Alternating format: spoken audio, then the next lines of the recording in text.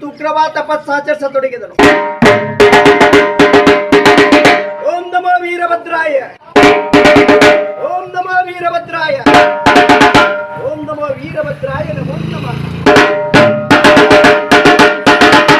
ಆಗಲಾಗಿ ಶ್ರೀ ವೀರಭದ್ರ ದೇವರ ಪ್ರತ್ಯಕ್ಷನಾಗಿ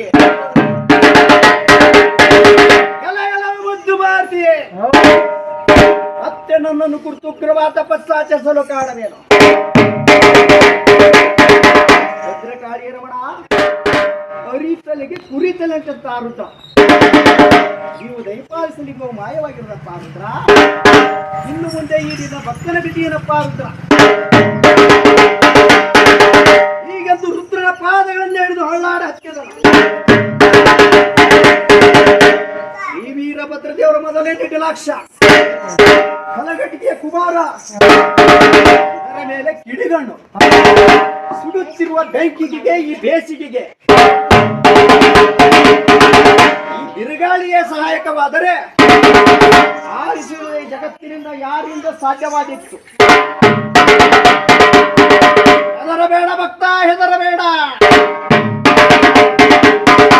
ಇನ್ನು 3 ಮುಕ್ಕಾಲುಗಳ ತಡವಿದೆ.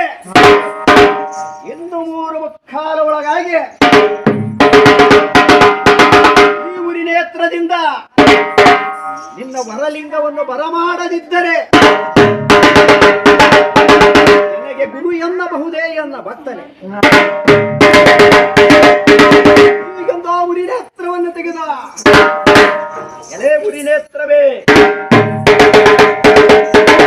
ನನ್ನ ಭಕ್ತನ ವರಲಿಂಗ ಎಲ್ಲಿ ಅಡಗಿದ್ದರೂ ಸರಿ, ಈಗಿಂದೀಗಲೇ ಹುಡುಕಿಕೊಂಡು ಬಾ ಎಂದು ಹೇಳಿದ. ಆ ಊರಿನ ಎತ್ತರವು ಆಕಾಶವನ್ನೇ ಸುಡತೊಡಗಿತ್ತ. ಪಕ್ಷಿಗಳು ಪುರುಪುರನೆ ಸುಟ್ಟು ಹೋದವು. ಆನೆ ಸಿಂಹಗಳು ಕಿರ್ಚಾಡ ಹತ್ತಿದವು. ಮನ ಮುನಿಗಳು ಶಿವನೇ ರಕ್ಷಿಸು, ಶಿವನೇ ರಕ್ಷಿಸು ಎಂದು ಕೂಗತೊಡಗಿದರು.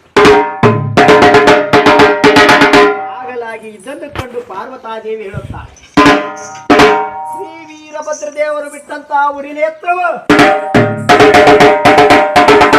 ಆಕಾಶವನ್ನೇ ಸುಡುತ್ತಿರುವುದು. ನಾವು ನೀವು ಇರುವುದು ಎಲ್ಲಿಗೆ? ಈಗಿಂದೀಗಲೇ ಇದನ್ನು ಪರಿಹರಿಸಬೇಕು ಎಂದು ಬೇಡಿಕೊಳ್ಳೋಣ. ಆಗಲಾಗಿ ಶಂಕರನು ಪಂಪಾವರಿ ಹೇಮಕೂಟಕ್ಕೆ ಬಂದ.